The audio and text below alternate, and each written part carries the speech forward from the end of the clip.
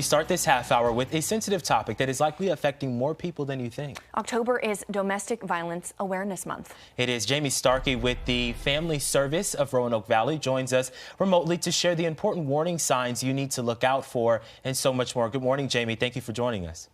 Good morning. Good to be here. So what is domestic violence and how prevalent is it?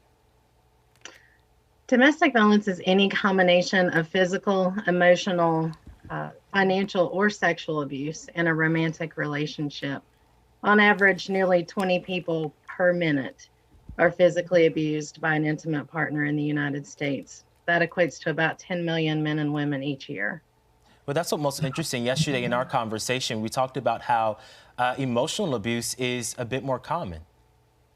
It is. I often say that, generally speaking, someone doesn't tell you on a first date, you have beautiful eyes and I'm going to black them both in a matter of months. But the emotional abuse is often the lead up to any physical abuse. And in many relationships, emotional abuse is present for years without any physical abuse, but it's still domestic violence.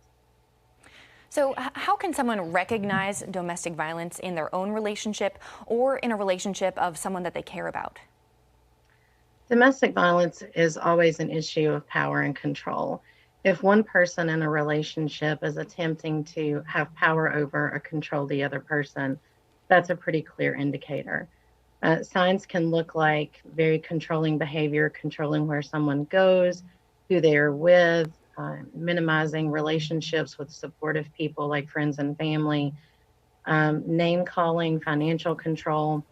Generally speaking, we trust ourselves more than anyone else. And if a relationship is causing you to not trust yourself, then that's a sign that it's probably an unhealthy relationship. What can you do if you find yourself in a situation with a violent partner? There are a number of resources available in our community and nationwide for survivors of domestic violence. If you're unsafe, make a plan to leave. Try to take important documents like your birth certificate, your social security card, driver's license, those sort of things. But if you can't, that's okay. There are folks who will help you replace those documents. You can call the National Domestic Violence Hotline, or locally you can call TAP Domestic Violence Services, and those folks will help you find shelter.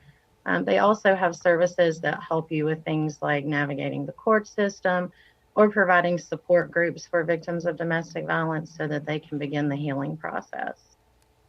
And now, what if someone who's watching this morning realizes that they may be the person trying to control their partner? Is there any hope for them? Absolutely. Family Service of Roanoke Valley provides healthy relationships programming for those who use violence in their intimate partner relationships. We meet every Wednesday. The cost is $20 for a minimum of 10 weeks. It's a safe, judgment-free space. We know that the large majority of individuals who use violence in relationships were either witnesses to or victims of domestic violence. There's no excuse for abuse, but there are places where you can learn healthy coping skills and the character traits that it takes to develop healthy relationships, and Family Service is happy to help with that. We believe that when you start with the source, then you can make true change in domestic violence. Absolutely. We hope that some of the information shared this morning will save a life and prevent domestic violence from continuing to spread throughout our region. Thank you, Jamie, for waking up early this morning and joining us. Thanks so much.